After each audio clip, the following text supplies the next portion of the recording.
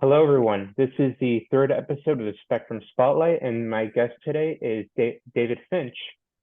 And I'm very excited to have David Finch here. I've already had his co-host for the Uniquely Human podcast be with me here, and now I get to have David Finch here with us. So, hi, David Finch. You want to tell us a bit about yourself? Hi, yeah, I can give you a little bit about me. I'm super not interesting, but I'll let the guests find that out as we go on and on. But I'll just make up some cool stuff.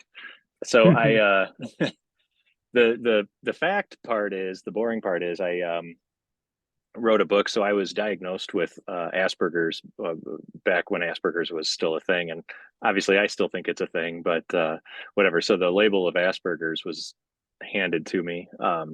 By the healthcare community back when I was 30 years old, and I'm 46 now.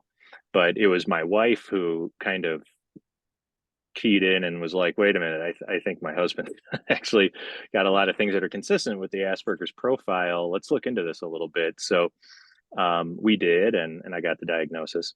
And then at the time, our marriage wasn't going great. And I thought, what are some behaviors that I could learn now that I know kind of more about how my brain works to try to be a better husband. And so I did that.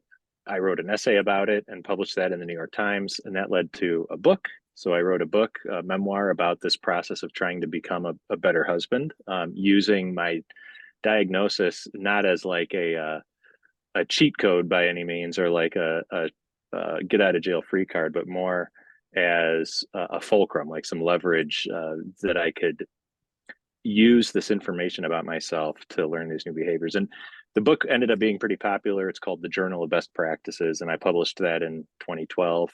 And I've done a lot of speaking since, and now I'm working with Dr. Barry Present on a podcast with him, and my wife and I are about to release our own version of sort of revisiting the Journal of Best Practices book, but we're going to do it as a podcast because we realize a lot of people have time to listen in the car, so Mhm.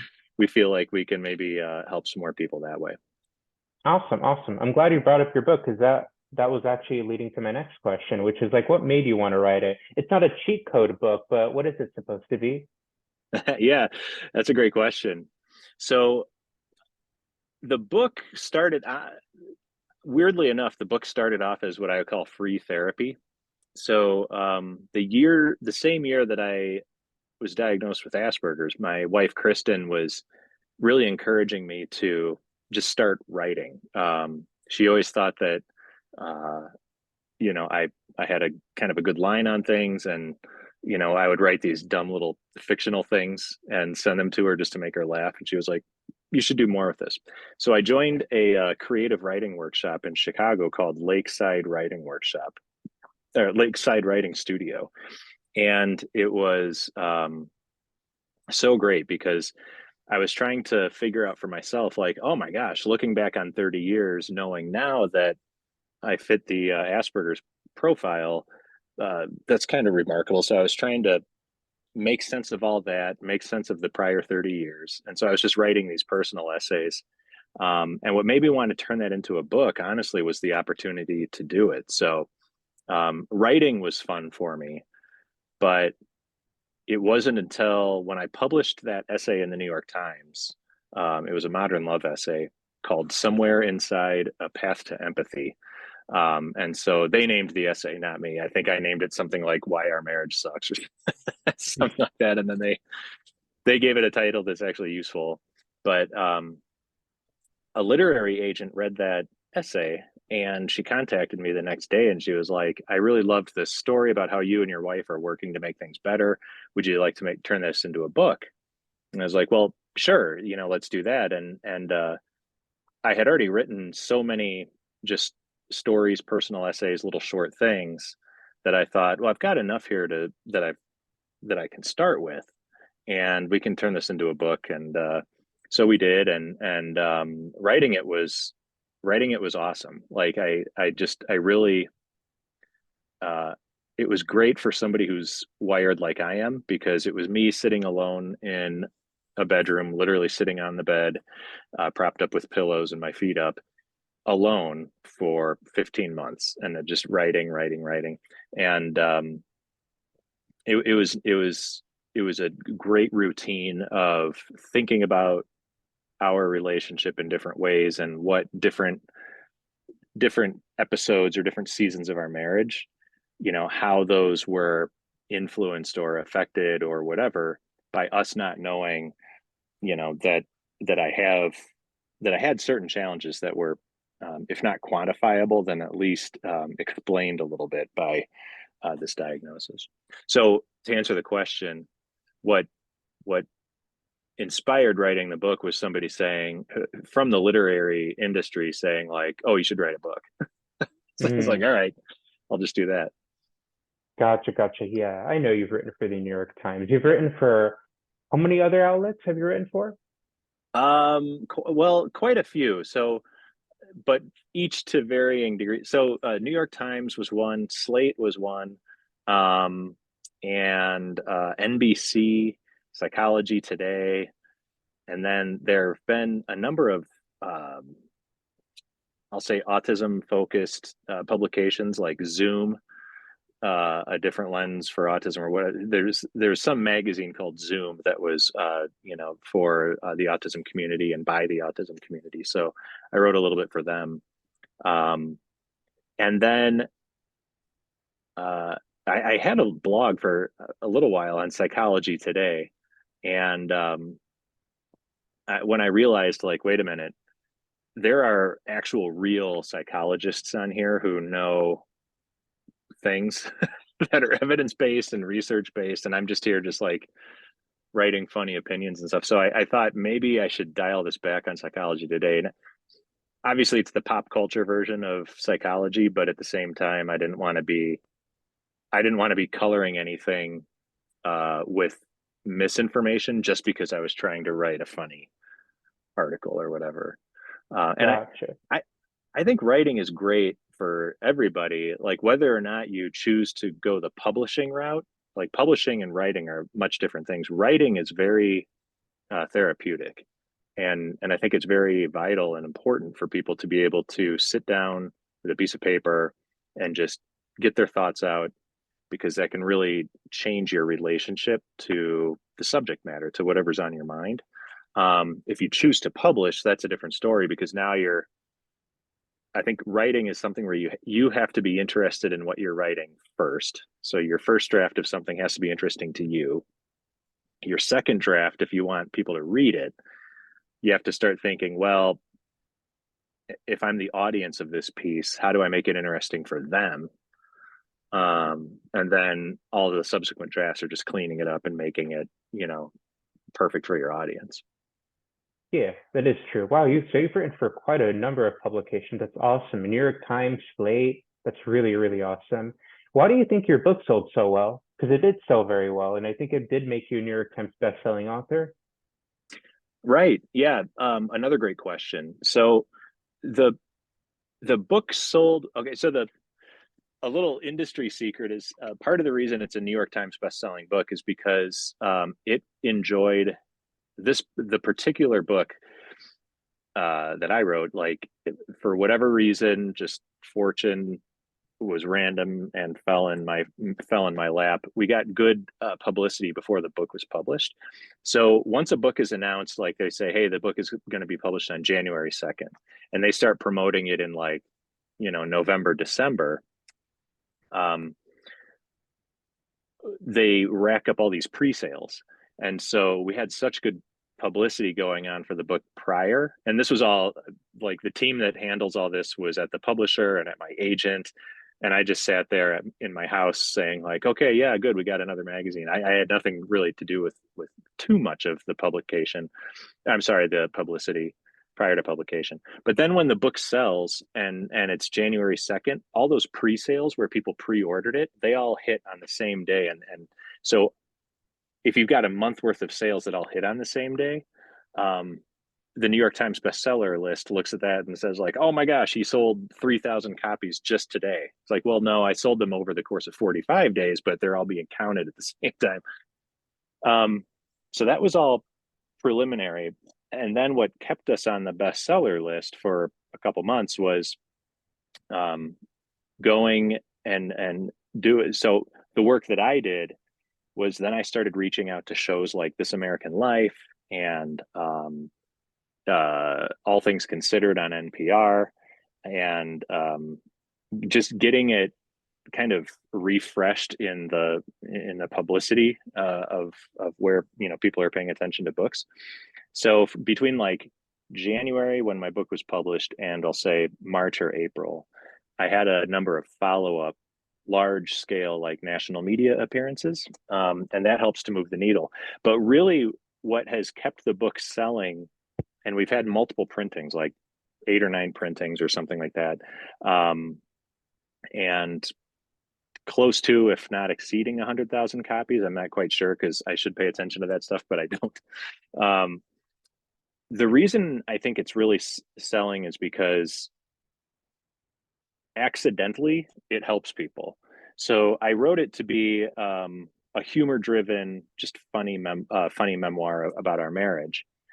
And what it turned out to be, people found that it was actually helpful. People who were in relationships, marriage, or just a partnership with somebody, and it helped them understand themselves better, helped them understand their partner better. And so the 14 chapters that I laid out of how my wife and I went through our own journey to build a happier marriage after receiving a diagnosis of Asperger's syndrome, really resonated with people who were and were not, on the spectrum, diagnosed or otherwise. So it had this sort of broader appeal outside of what Barry Prezant and I would call the autism bubble, where the autism community, we all kind of know the topics and the issues and the hot button things, but outside of that, in the mass market, like general audience, maybe not so much. So this book being a marriage story really appealed to anybody who's been in a relationship. But like I said, the stuff that works for me and Kristen may or may not work for other couples, but I think it just helps when you read somebody else's experience when it's similar to yours and you see a positive outcome, especially in the relationship space. So within the autism bubble, we'll say, or through the autism lens, when you start talking about or Googling relationships, marriage, I have late diagnosis of my partner, being on the spectrum. For whatever reason, around the time my book was published and ever since then, I think it seems to be a lot of gloom and doom and people saying, get out of the marriage, like it'll never work. Your partner won't be able to understand your needs. And it's all this sort of these misconceptions about what it means to be married to somebody who's on the spectrum, where people say, like, don't even give it a second thought, just get out of the relationship. It'll always be hard. It sucks. But in our case, my wife and I looked at it and said, cool, okay, Asperger's, let's work with that. And a very positive outcome unfolded for us. So I think that hope that comes with the book is something that a lot of the feedback that I get from readers is that I really appreciated the book because it gave me a sense of hope for our own situation. And I think anytime you're offering a positive message that's truthful, like a realistic positive message, and something that also helps people, I think that's why people responded so well to the book. Gotcha. Interesting that you brought up that misconception. Why do you think that misconception exists, that autism and marriage are incongruent, that they can't happen? Yeah. Well, one thing I think is funny, and this is not related much to autism, but on or off the spectrum, the failure rate for marriages is upward north of 50%. So you got one chance in 2 of your marriage not working out, no matter what. So it's not always, you can't always point to autism. I think part of it is the misinformation around the autistic experience in general. When I'm on a flight going somewhere to do a public speaking event, like you and I, David, met in San Diego at the Love and Autism conference that was a great conference held by Dr. Palmiato, and she she insisted on having autistic voices present as really the speakers who are doing the conference, which I think was brilliant. And I missed the conference. I hope it comes back someday. But anyway, if I'm on a plane flying somewhere to do like a speaking engagement, somebody says, "Are you flying for work?" And I explain, yes, I was diagnosed with Asperger's, and now I talk to groups of people about, just sharing one lived experience of somebody on the spectrum. And they always say, "Oh yeah, okay, so my cousin's autistic," and boy, he and they go down the Wikipedia description of what it's like having autism, and I always listen patiently, and then I say, "Okay, great, well." Yes, those are some of the things that are symptomatic, but have you ever sat down and just had a conversation with your nephew or your cousin or whoever it is and looked at this person as a human being first, and then their neurological culture of autism as that being informing their experience as a person? Or are you just looking at them as the as we say, the checklist of deficits that whether the healthcare community or media, whatever it is, has portrayed the autistic experience as being? And I don't want to sugarcoat anything. I think another reason why people have these misconceptions is because what we have access to in terms of explanations about autism and Asperger's, a big part of it comes from the legacy of information about autism that is supplied by people who aren't autistic, remarking on, here's a category of individuals that does not act, think, behave in a way that is compliant with the way our parents taught us that a person needs to walk through life. So we're going to correct these behaviors because we're seeing this as a disorder, which implies there's, as Steve Silberman likes to say, when he does public speaking things, he points out that to suggest that autism is some kind of disorder suggests that there is a natural order to things and how humans should be, and that we are excluded from that, and we need to be trained how to be more neurotypical, say, or less autistic. So, but I think part of it too is, and it's perpetuated because I know for a fact from doing so many different having so many different conversations with med students and hospital networks and everything, like we're training our healthcare providers, maybe giving them 1 8-hour seminar in one semester of medical school. We're giving them 8 hours of information about what autism is. So, which is understandable maybe because they have, they've got so many topics that you have to learn to be a functioning, good, like responsible doctor. So you're trying to share curriculum time. But what can you really impress upon a bunch of half burnt out med students in an 8-hour, seminar on what autism or neurodiversity is? So hopefully now with with shows like yours and with your generation and all this great social media presence now with people really sharing lived experience, hopefully now we start to remove that pathological sort of line on things, line on autism that the professional community and I guess, society at large has had around autistic people. It's a cultural difference, and sometimes cultures come together, and one culture isn't prepared for the other, and vice versa.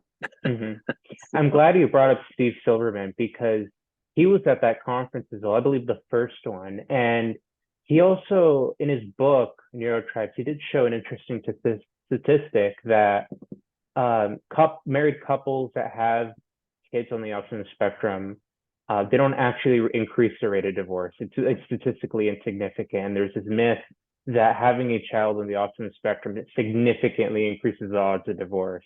And unfortunately, that is something that I've heard before outside of here. but his book does a pretty good job showing data that that's just not the case. Yeah, and I can take what Steve says at face value, because he is a science writer first.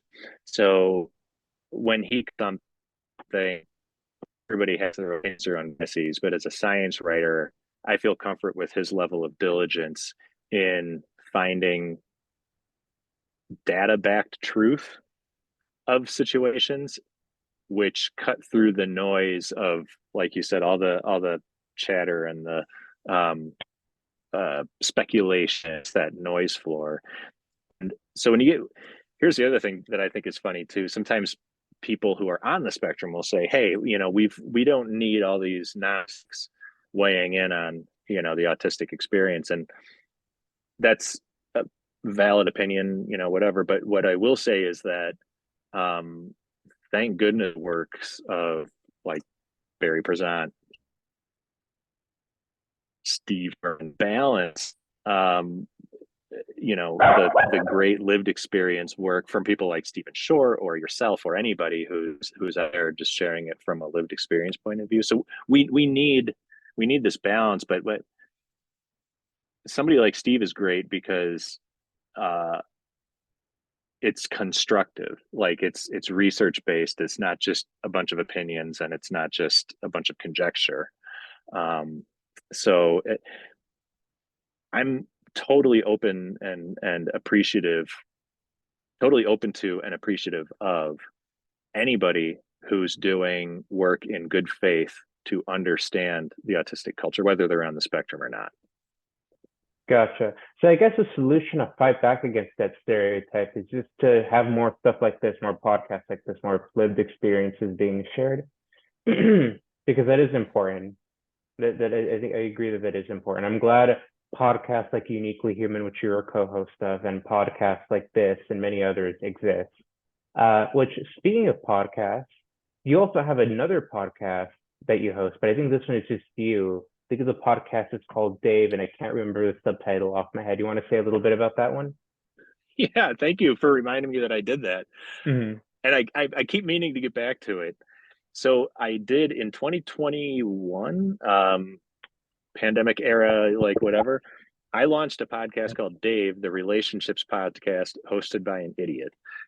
Some people don't like the word idiot. They have it's like a trigger word for them, and I understand that. But I used idiots very specifically and deliberately in the subtitle because I've been called that so many times, and I just think like, well, I'll just take ownership of the word then.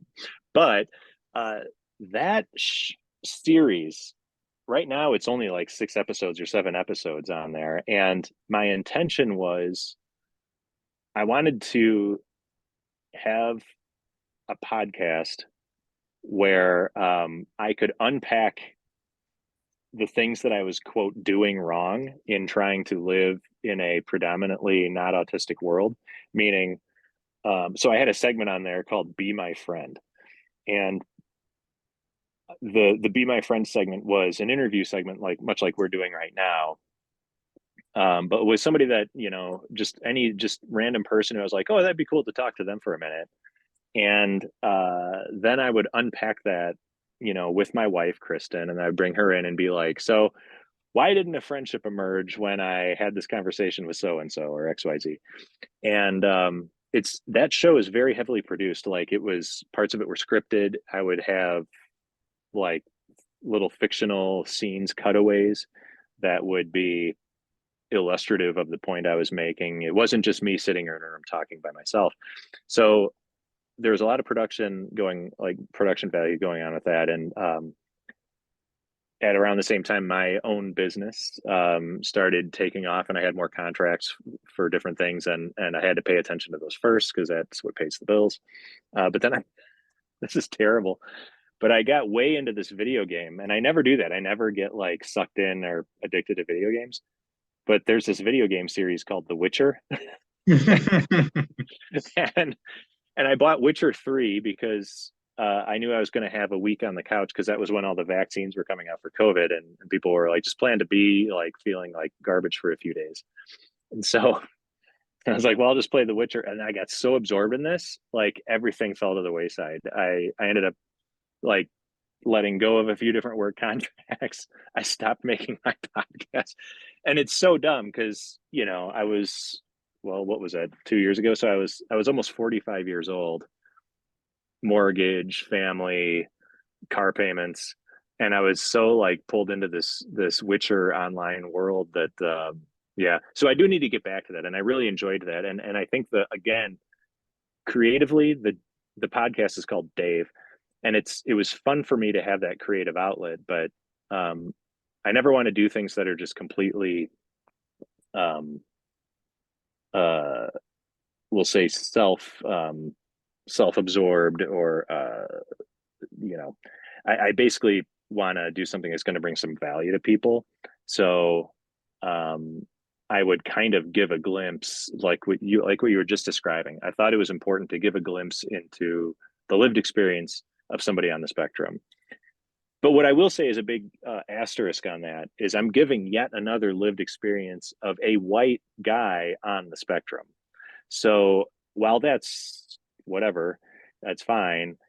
Um, there is so much diversity within neurodiversity that we really need podcasts out there, people of color, um, gender and sexuality, you know, identities. We need a full range, a mix of voices. And so that's, if anybody's listening to this episode right now with you and me, and they feel like they want to start a podcast to share their experience or their family's experience, the barrier to entry is pretty low nowadays. Like you don't need to have a big fancy studio. You don't need to have lighting, cameras, all this stuff. You just do it. And I think a point you made earlier is very astute. Getting these different narratives out there, publicly available, in a way that is, we'll say, comfortable for the person creating it, meaning you don't have to share every detail of your life if you don't want to. But if you make it your show, and you have your voice and your experience kind of it's steeped in all of that, then I think you'll have a show that really benefits people. Yeah, I agree. So first of all, The Witcher 3 is a great game. I don't blame you for getting sucked into it. I own the game as well on my Steam library. And second, Very nice. this podcast is made for the autistic community. Like I have a story to share as well. I've shared it before on our Instagram before on video, but it's for you guys. Like I don't want to make it just about me, David Rivera. This is about the voices in the autistic community. So that's why I've been having these guest speaker events, and uh, I'm very happy I've done this. Like a lot of people really need to hear this because a lot of people, when a lot of parents with autism or parents with children with autism, they'll look at the first results on Google and then feel really doom and gloom. They'll have a really negative perception, or not perception. That's not the word. That they'll start trying to prophesize what's going to happen, right? Okay, yeah, Yeah. totally. Yeah. And that does worry me. That does worry me some. This podcast, and this nonprofit that hosts a podcast, the whole point of it is to fight back against it because I don't want doom and gloom to be the first thing on a lot of parents' mind when they hear about their child's diagnosis. That's not good. No, you're totally right. It's a terrible feeling when you're a parent, and because I have two kids, and when when something like this arises, um, whoever's sitting across from you that you deem to be the expert in this situation, um, what they tell you makes or breaks kind of your relationship to what's really happening. So, for example, one of my kiddos suffers these terrible, or had been suffering these terrible migraines, hemiplegic migraines, where half of your body shuts off, in addition to the just terrible pain, discomfort, nausea of a typical migraine. So when you go and the doctors say, well, this is some bad news, and here's what you should be scared of, and this is all the terrible things that can happen. You just get, it's like somebody turns on a fire hose and knocks you over with it. It's terrible receiving nothing but negativity when you're already feeling like you've been knocked off balance a little bit. So I think giving families and individuals an opportunity to, when they're caught off guard or surprised by something, any kind of diagnosis, giving them a moment to get their legs together and actually being encouraging and positive and saying,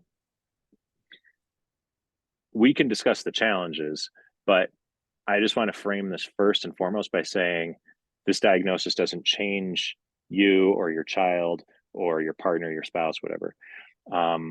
It informs what their experience has been, and it helps us to get a handle on what that experience might be like.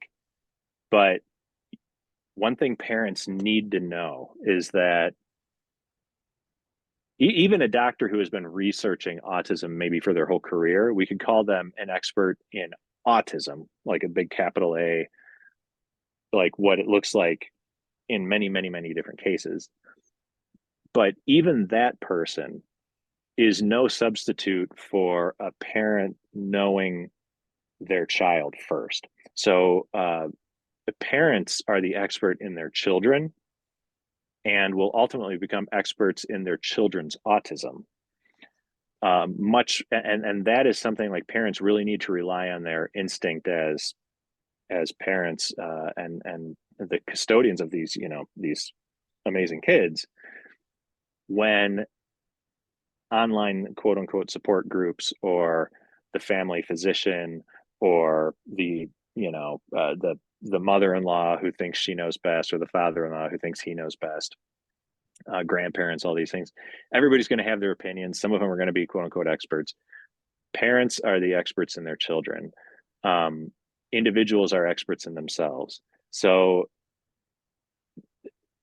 I agree with you, David. I think when a family hears that gloom and doom narrative and they say, oh, say goodbye to any chance of a family vacation, say goodbye to this and that, maybe there are things that you were expecting when you said, hey, we want to start a family, we want to have kids, and we're expecting the family to look and operate a certain way.